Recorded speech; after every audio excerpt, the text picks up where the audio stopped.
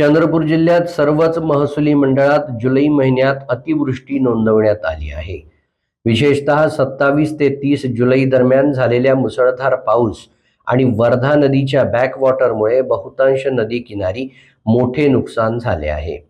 जिल्ह्यातील कापूस, सोयाबीन, तूर, भाजीपाला पिकांचं या क्षेत्रात मोठं नुकसान झालं असून नजरअंदाज प्राथमिक माहितीनुसार 5,000 हेक्टरहून अधिक क्षेत्रात शेत पिकांचं नुकसान झालं आहे.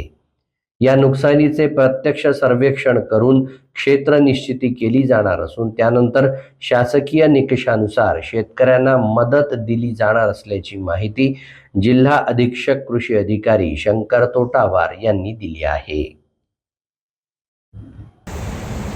चंद्रपूर जिल्ह्यामध्ये जुलै अखेरीस जो पाऊस झालेला आहे, त्याचबरोबर शेजारील जिल्ह्यामध्ये यवतमाळ आणि वर्धा जिल्ह्यामध्ये पाऊस झाल्यामुळे वर्धा नदीला पूर आलेला होता. या पूर आल्यामुळं व जिल्ह्यातसुद्धा जुलै अखेरीस बहुतांश महसूल मंडळामध्ये अतिवृष्टी झाल्यामुळे साधारणतः चंद्रपूर, बल्लारपूर, भद्रावती, राजुरा, कोरपणा आणि गोंडपिंपरी ह्या तालुक्यामध्ये शेती पिकाचं नुकसान झालेलं आहे. प्राथमिक अंदाज आम्ही कृषी विभागाकडून माहिती घेतली असता 5,600 हेक्टरवरती विविध पिकांचं नुकसान झालेलं आहे. याबाबत संबंधित तहसील कार्यालयामार्फत तहसीलदारामार्फत नुकसानीचे सर्वेक्षण करण्याचे आदेश दिलेले आहेत. गाव पातळीवरती ग्रामसेवक, तलाठी आणि सहाय्यक कृषी अधिकारी यांच्यामार्फत पंचनाम्याची कारवाई चालू आहे.